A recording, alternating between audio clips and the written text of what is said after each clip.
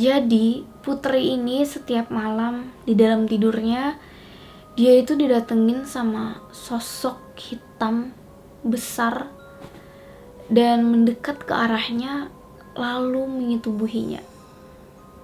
Jadi Putri ini bisa dibilang berhubungan badan dalam mimpinya. Dan ketika bangun,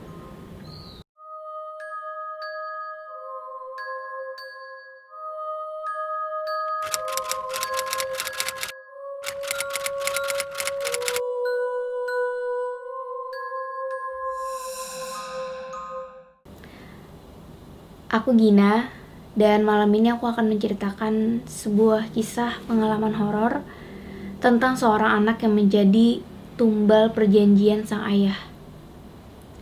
Cerita ini adalah cerita seorang perempuan yang saat ini sudah dewasa, tapi cerita tentang pengalaman horor dia ini dimulai sejak kecil. Ternyata berkaitan dengan sejarah ayah dan ibunya.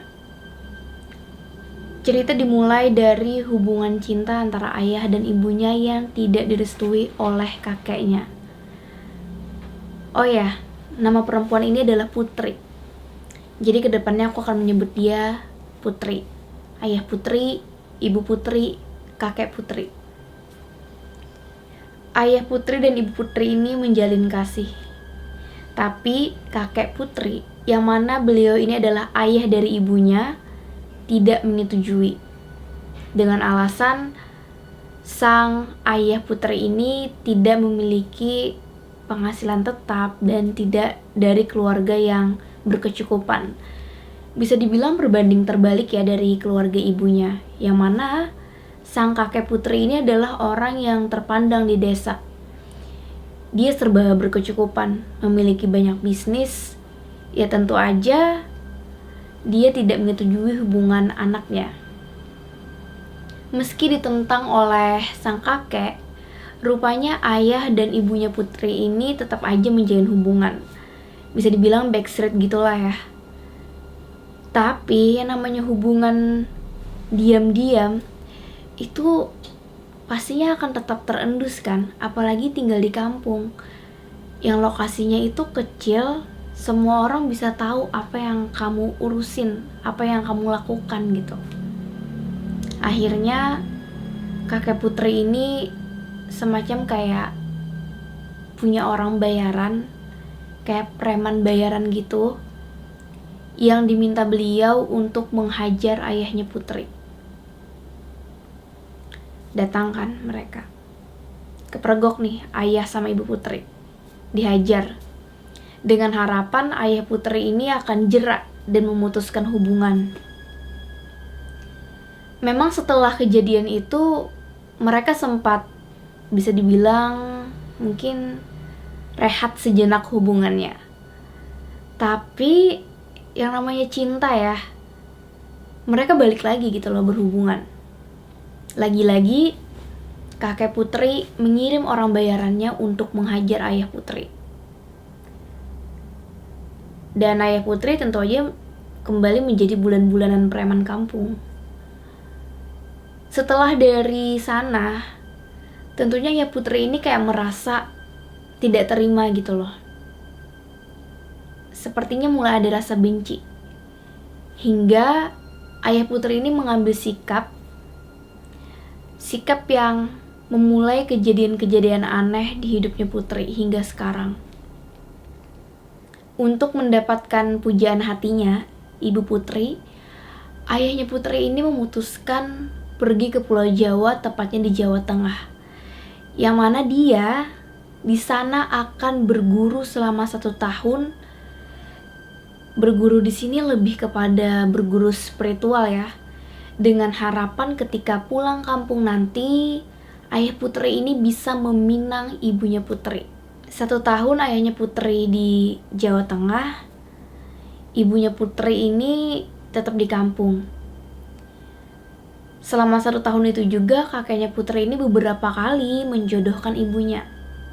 Tapi sang ibunya Putri ini tuh kayak gak mau gitu dijodohin, karena dia yakin bahwa pacarnya alias ayahnya Putri itu akan pulang. Ya benar aja sih, Setelah setahun kemudian, ayahnya Putri ini pulang. Kejadian aneh dimulai di sini, karena sepulangnya ayahnya Putri, ayah Putri dan ibunya ini kembali pacaran. Anehnya, kakeknya Putri ini tuh nggak lagi benci. Padahal dulu benci banget sama ayahnya Putri, bener-bener nggak setuju.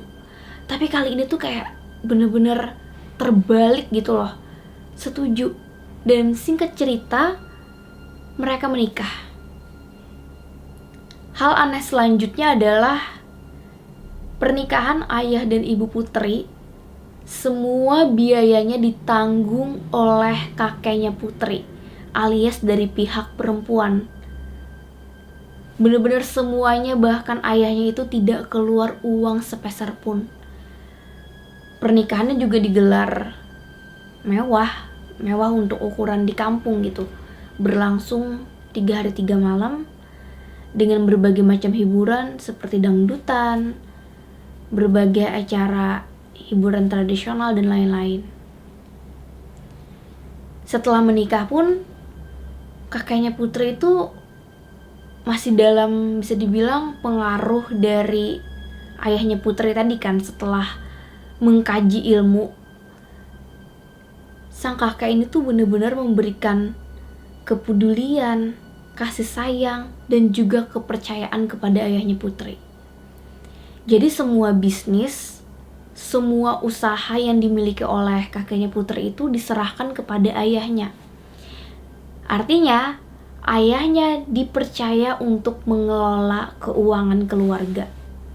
Nah, semuanya bersumber dari keluarga ibunya. Menurut Putri sih, padahal kan awalnya dulunya boro-boro ya buat percaya. Mau melihat ayahnya Putri aja nggak mau gitu loh, saking nggak sukanya. Tapi ya udah, positive thinkingnya sih mungkin kakeknya Putri, menurut Putri dan keluarga, terbuka hatinya gitu loh. Namun ternyata setelah pernikahan beberapa tahun, Putri ini lahir dan menginjak usia 4 tahun. Kebahagiaan dari ayah dan ibu Putri ini mulai diuji. Karena ayah Putri ini mulai berubah sikapnya. Dia mulai malas-malasan, bisnis kayak gak bener-bener terurus. Dan parahnya lagi, ayahnya Putri ini mulai main-main perempuan. Dalam artian selingkuh kan. Melihat kelakuan ayahnya Putri seperti itu, kakeknya itu mulai ngerasa, mulai benci lagi gitu loh sama ayahnya Putri. Hal ini juga ada kemungkinan ilmu yang dipakai oleh ayahnya itu mulai luntur gitu kan, karena sudah beberapa tahun. Dan ibunya Putri sendiri tuh kayak ngerasa udah gak tahan lagi bareng sama ayahnya. Dicoba untuk dinasehatin, masih begitu gitu loh kelakuannya. Akhirnya karena saking murkanya, kakeknya Putri ini mengambil keputusan untuk mengusir ayahnya Putri dari rumah. Dan di saat yang bersamaan juga, ibunya Putri menggugat cerai ayahnya Putri karena merasa sudah tidak tahan untuk bertahan di rumah tangga mereka. Jadi kayak bener-bener double kill gitu. Diusir dari rumah, diceraikan istri. Ayahnya Putri sih merasa kayak marah gitu ya, benci. Karena dia merasa terhina. Sedangkan kakeknya Putri, ibu Putri itu dari pihak perempuan tentunya udah kayak ngerasa wajar gitu loh. Karena rasa tidak terima tadi, ayahnya Putri kembali mengingat mengenai ilmu yang pernah dia kaji di Jawa Tengah, di salah satu gunung di sana. Dia pun berangkat lagi ke sana. Ketek berangkat ke sana dengan harapan setelah mengkaji ilmu kembali, mungkin ada sebuah ritual yang bisa menyatukan dia kembali atau kembali ke keluarga Ibu Putri. Tapi rupanya selang beberapa bulan, entah bagaimana ceritanya, ayahnya Putri ini mendengar kabar kalau ibunya Putri menikah lagi dengan tetangga mereka. Yang mana secara kebetulan tetangga mereka itu adalah teman dekatnya ayah Putri dulunya. Karena merasa tidak terima ya, mantan istri yang ibaratnya masih dia perjuangkan walaupun dengan cara yang salah, menikah dengan teman sendiri. Dia itu benar-benar merasa kalap, marah, benci, dendam. Akhirnya ayah Putri ini baliklah ke kampung. Dia menyerang ibu dan suami baru dari ibunya Putri tadi. Jadi ke rumah tuh kayak bawa senjata tajam. Mungkin mau melakukan perbuatan yang keji ya. Tapi beruntungnya sih preman bayaran dari kakeknya Putri itu bisa menghadang atau menghalau sehingga tidak terjadi pertumpahan darah di situ. Saat itu keluarganya Putri, kakek Putri, ibu Putri, ayah tirinya Putri, dan keluarga yang lain itu benar-benar kayak berusaha dilindungi banget lah dari ayahnya Putri, ayah kandungnya Putri ini kan. Karena memang mengganggu dan dia berani nekat gitu. Dan ayahnya Putri pun berlanjut nih, kembali ke gunung tempat dia mengkaji ilmu hitam tadi. Dia mendatangi gurunya lagi dan dia menceritakan keadaannya, bahwa dia begitu sakit hatinya temannya sendiri menikah dengan mantan istrinya. Dan dia bilang sama gurunya, "Guru, aku ingin menghancurkan mantan istriku dan keluarganya, terutama ayahnya." Dan gurunya itu bilang, kalau pakai ilmu yang selama ini kamu pakai itu udah gak mempan lagi. Kamu harus melakukan yang lebih, dan ini benar-benar bisa menghancurkan mereka. Tapi ada syaratnya. Mendengar tawaran seperti itu, ayahnya Putri itu udah kayak gak pikir panjang, dia langsung nanya, "Apa itu? Aku mau melakukannya." Ternyata ini parah banget sih. Gurunya ayahnya Putri itu bilang untuk melakukan ritual itu, untuk menghancurkan keluarga mantan istrinya, dia harus melakukan perjanjian dengan jin. Yang mana dalam perjanjian itu yang menjadi tumbal adalah anaknya sendiri. Tumbal seperti apa? Tumbal di sini adalah sebagai korban yang mana Putri nantinya akan menjadi pengantin jin, alias dia dinikahkan secara gaib dengan jin. Padahal Putri saat itu masih berusia 4 tahun, masih anak-anak sekali. Dengan keegoisan ayahnya sendiri, ayah kandungnya, akhirnya perjanjian itu pun dibuat. Dan sejak deal perjanjian itu, berbagai kejadian aneh menimpa keluarga Putri. Yang jelas sih untuk putrinya sendiri ya. Putri bilang, di saat usianya 4 tahun itu dia sudah mulai bermimpi basah. Dia bermimpi didatangin oleh sosok hitam, tidak jelas. Tapi di dalam mimpinya itu dia melakukan hubungan badan. Namun karena Putri ini masih kecil, dia itu nggak tahu itu tuh artinya apa, dia kenapa. Dan Putri saat itu pun gak bisa cerita atau gak ngerti harus cerita seperti apa, ke siapa, dan bagaimana. Alhasil dia hanya bisa mengingat kejadian itu hingga dewasa dan bungkam. Anak usia 4 tahun dinikahkan secara gaib dengan jin dan mulai bermimpi basah. Kejadian aneh tuh gak berhenti di Putri aja, karena kan Putri hanyalah korban perjanjian. Tujuan dari perjanjian itu adalah menghancurkan keluarga ibu Putri dan kakeknya. Jadi kejadian-kejadian aneh tuh mulai bermunculan. Menghancurkan di sini sih lebih tepatnya tuh menghancurkan secara finansial ya. Kejadian pertama yang paling aneh, dan ini terjadi di 3 bulan pertama sejak perjanjian itu deal, yaitu gangguan di lumbung penyimpanan padi. Kalau di kampung itu kan para petani punya tempat penyimpanan padi gitu kan, termasuk kakeknya Putri.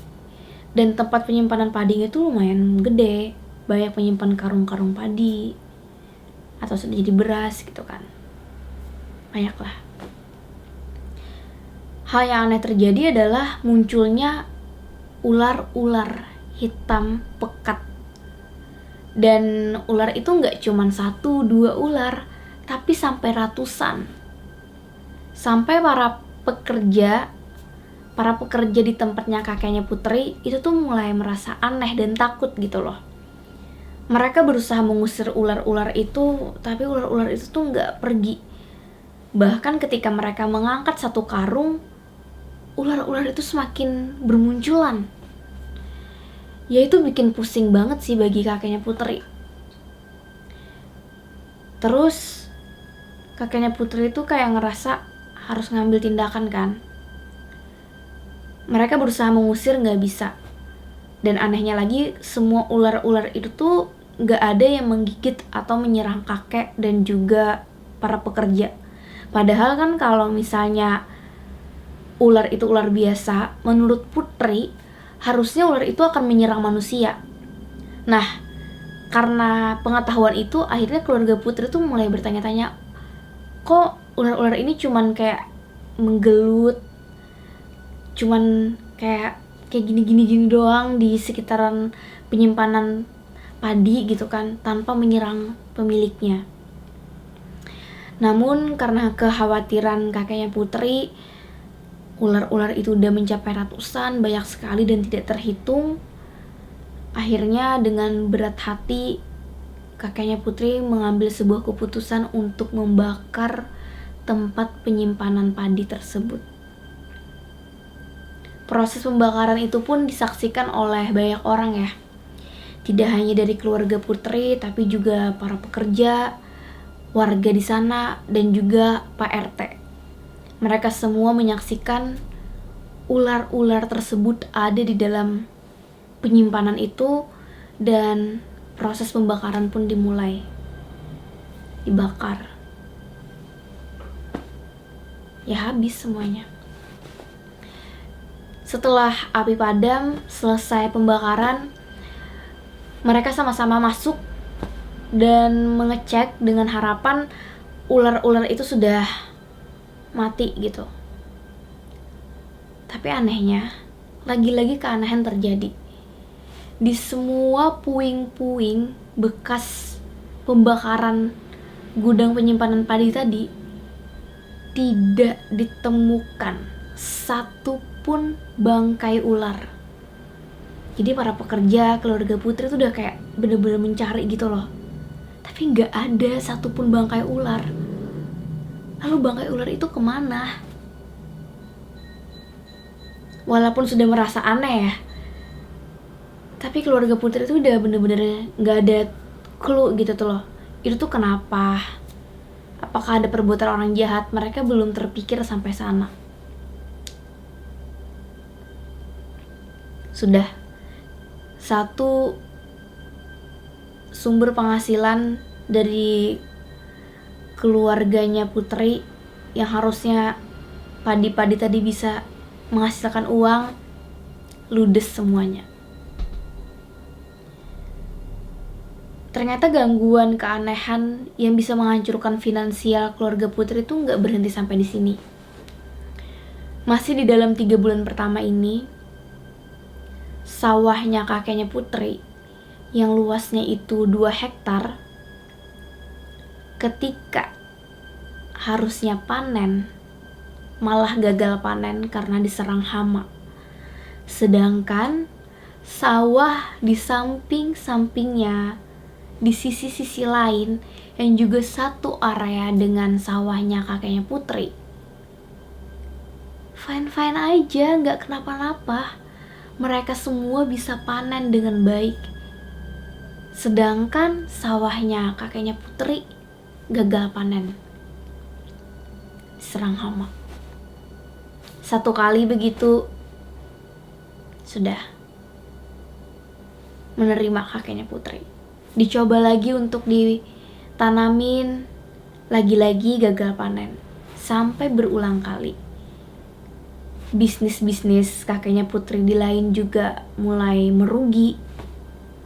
Jadi kebayang, beberapa bulan setelah perjanjian jin yang dilakukan oleh ayahnya Putri itu, banyak sekali kerugian yang dirasakan oleh keluarganya Putri. Singkat cerita, 1 tahun berlalu. Finansial keluarganya Putri benar-benar anjlok. Bahkan semua sawah yang dimiliki kakeknya Putri terpaksa dijual. Karena ditanamin juga nggak bisa panen, selalu gagal, selalu diserang hama.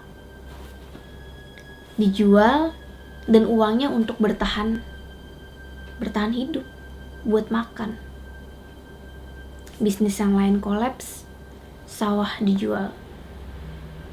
Kehidupan keluarga Putri yang tadinya berkecukupan mulai pas-pasan, mulai kekurangan. Putri yang awalnya ini tidak pernah mendapatkan kekerasan dari ibunya, mulai mendapatkan kekerasan dari berupa kekerasan verbal, cacian, makian, hingga kekerasan fisik ya. Walaupun tidak dijelaskan secara gamblang oleh Putri kekerasan seperti apa. Yang jelas menurut Putri, kemiskinan, kebangkrutan, kehancuran finansial keluarganya berdampak kepada perilaku ibunya. Jelas itu membuat stres. Jelas sekali. Dan itu juga berdampak kepada Putri yang masih kecil. Terus tahun ke tahun berganti. Putri pun sudah dewasa. Putri sudah dewasa yang tadinya berusia 4 tahun, 5 tahun, 6 tahun, sekarang sudah berusia 26 tahun. Ternyata walaupun keluarga Putri ini sudah hancur secara finansial, efek dari perjanjian ayahnya dengan jin ini belum sirna, alias belum selesai. Putri masih menjadi korban perjanjian. Di usianya yang 26 tahun, Putri ini sudah menikah.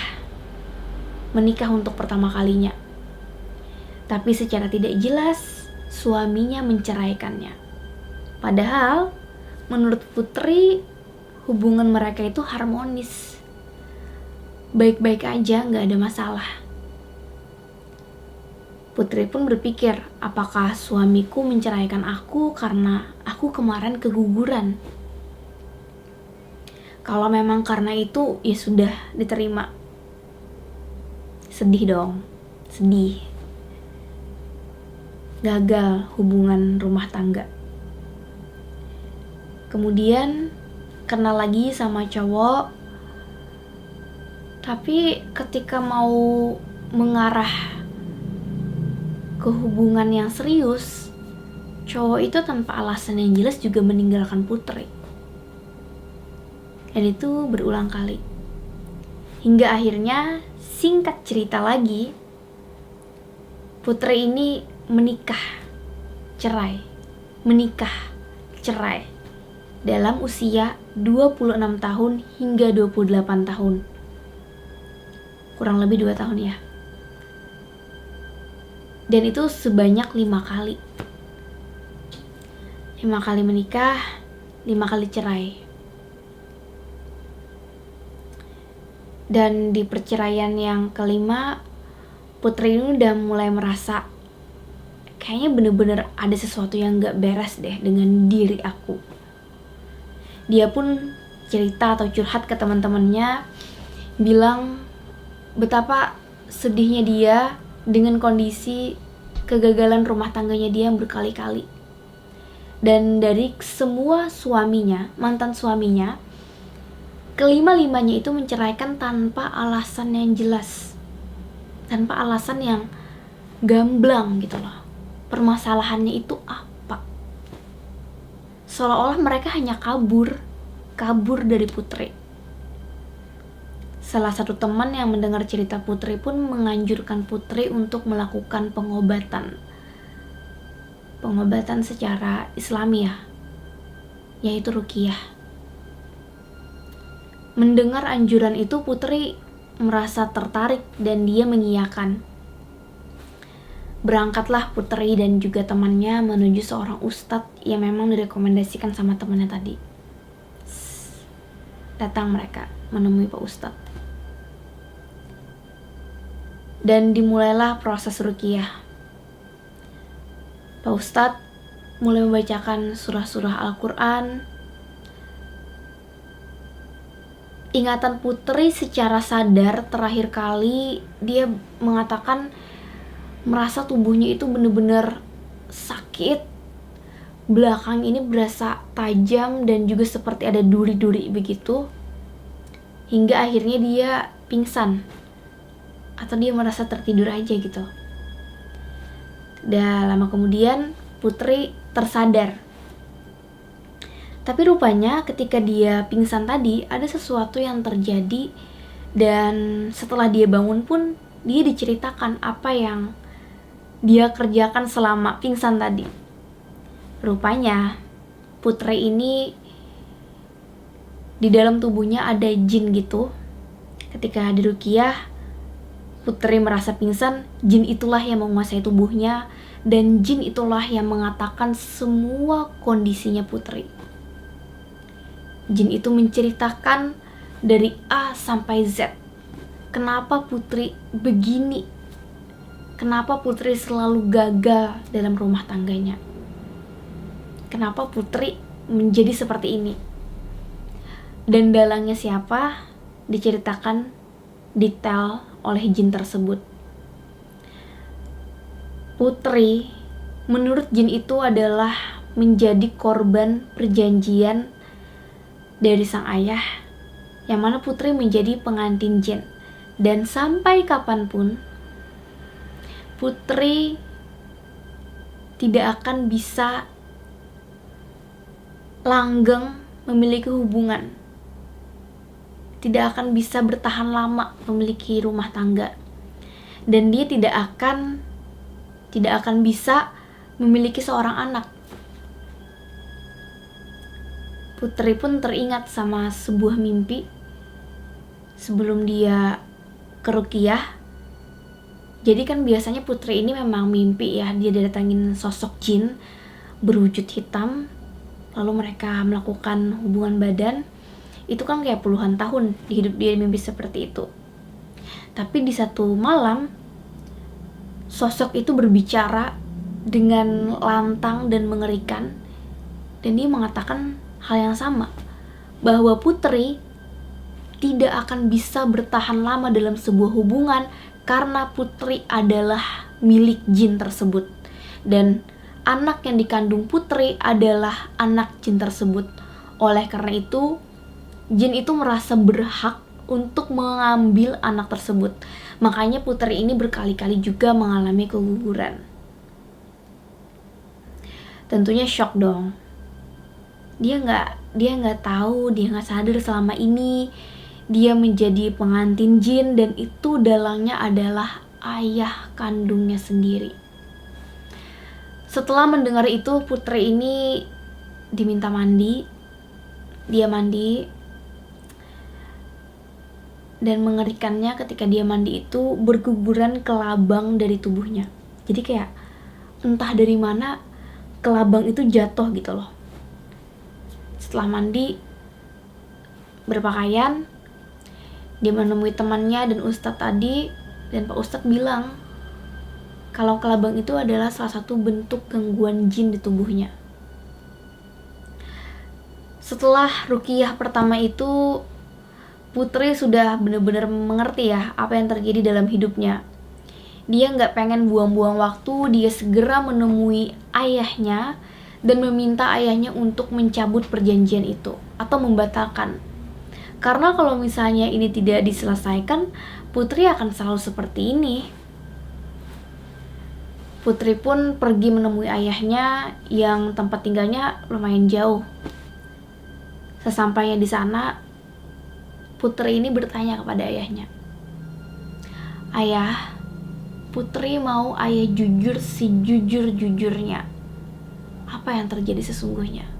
Apakah benar putri menjadi korban perjanjian jin ayah?" Dan ayahnya mengatakan, "Iya, benar. Maafkan ayah, nak. Itu karena keegoisan kakekmu dan ibumu dulu. Makanya ayah seperti itu." Mendengar jawaban ayahnya seperti itu, tentunya putri ini kayak merasa enggak, itu bukan karena kakek dan ibu, tapi itu karena ayah. Itu karena keegoisan ayah gitu. Terjadilah percekcokan antara ayah dan anaknya. Dan putri pun mengatakan minta tolong dicabut, dibatalkan, diselesaikan perjanjian itu. Putri sambil menangis-nangis bilang, "Ayah tega ngelihat putri sudah gagal 5 kali berumah tangga, berkali-kali keguguran. Dan haruskah putri selalu seperti ini sepanjang hidup putri?" Harapannya sih ayahnya bakal bilang, "Ya nanti ayah bakal cabut," gitu kan. Tapi ternyata jawaban sang ayah itu malah mengagetkan putri. Karena ayahnya bilang, "Maafkan ayah, anakku. Ayah gak bisa. Ayah sudah pernah mencoba dan ayah gak bisa. Karena guru ayah dulu yang mengajarkan ritual itu sudah meninggal dunia. Dan buku kitab yang ayah dapatkan saat mengkaji ilmu di tempat beliau itu juga hilang. Jadi ayah tidak bisa membatalkan perjanjian itu." Mendengar jawaban seperti itu, tentunya si putri ini bener-bener kayak kecewa banget, tapi juga marah, tapi juga sedih. Seakan semua emosi itu bersatu gitu dalam dirinya. Karena emang kayak seperti gak ada harapan bagi dia. Jawaban ayahnya gak bisa. Akhirnya putri ini pun pergi dari rumah ayahnya. Hari demi hari, putri berusaha untuk menyesuaikan diri dengan kenyataan, menerima kenyataan. Dan ya dalam proses dia menyesuaikan diri dan menerima kenyataan itu, dia bertemu dengan seorang teman laki-laki yang awalnya teman curhat, tapi sosok laki-laki itu bisa menerima putri apa adanya. Dia bahkan mengetahui gimana keadaan putri dan menerima kekurangan lebihnya putri. Singkat cerita, mereka menikah. Pada awalnya pernikahan mereka sih baik-baik aja ya. Baik-baik aja, berjalan mulus 1 tahun pertama. Lalu setelah 1 tahun pertama itu putri hamil. Mengetahui dirinya hamil, putri ini sangat bahagia gitu loh, bahwa dia mendapatkan kesempatan lagi untuk memiliki seorang anak. Tapi juga sebagian dari dirinya dia takut kalau anaknya kembali direnggut alias dia akan keguguran. Oleh karena itu, putri ini pun memutuskan untuk pindah rumah, yang rumahnya itu berdekatan dengan ustadz yang dulu meruqyah dia. Dia sih berpikir dengan rumahnya pindah ke dekat rumah ustadz, kalau misalnya terjadi apa-apa itu lebih mudah gitu loh, minta bantuannya itu lebih mudah, dan harapannya juga kan energinya lebih positif karena di lingkungan rumah ustadz tersebut. Pindahlah mereka ke sana. Tapi setelah si putri ini melahirkan, lagi-lagi ya, suaminya yang keenam, berarti ini yang keenam, menceraikan putri tanpa alasan yang jelas. Padahal dia sudah bilang menerima putri, segala masa lalu dan lain-lainnya. Putri yang sudah merasa terlatih dengan kerasnya kehidupan, terutama hubungan rumah tangganya dia mulai legowo gitu loh. Dia menerima bahwa dia diceraikan, tapi di sisi lain dia sangat bersyukur dia bisa melahirkan seorang putri, seorang anak perempuan yang sangat dia sayangi. Karena bagi putri sih, selama ini yang sangat diharapkan adalah kehadiran buah hati. Jadi walaupun dia bercerai, dia bersyukur bisa melahirkan anak dan membesarkan anaknya. Hari demi hari, putri belajar untuk menerima kenyataan, berdamai, meskipun sosok jin yang selalu mengganggu dalam tidurnya juga selalu datang. Walaupun menurut putri intensitasnya tidak sesering dulu. Semacam kayak putri mulai terbiasa dan biasa aja gitu loh. Tapi dia juga tentunya berikhtiar kepada Allah Subhanahu wa Ta'ala untuk meminta perlindungan. Karena kan ya sehebat-hebatnya jin gitu, dia tetap makhluk ciptaan Allah, dan perlindungan Allah menurut putri itu adalah hal yang terbaik, hal yang paling bisa dia andalkan. Dan dia berusaha menjalani sebaik mungkin. Sampai saat ini, di saat putri menceritakan kejadian aneh horornya dia ini, anaknya sudah berusia 3 tahun, dan dia pun masih didatangin oleh sosok jin, karena dia masih berstatus sebagai korban perjanjian dengan jin oleh ayah kandungnya sendiri. Oke, sampai di sini dulu cerita putri. Cerita pengalaman putri ini banyak hikmahnya sih. Jangan sampai kita menjadi sosok seperti ayahnya putri gitu loh, bermain-main dengan perjanjian, terutama perjanjian dengan jin, apalagi sampai mengorbankan orang yang kita sayangi. Oke, terima kasih sudah menonton video ini sampai habis. Jangan lupa untuk di like, komen, dan subscribe. Terus juga di share kalau kamu emang suka dengan konten bercerita pengalaman horor seperti ini. Apalagi kalau kamu memiliki cerita pengalaman horor kamu sendiri, kamu bisa kirim cerita kamu ke email aku, gustiginamm@gmail.com, yang nantinya cerita kamu akan aku ceritakan di channel YouTube Gina Samsudin. Aku Gusti Gina, bye.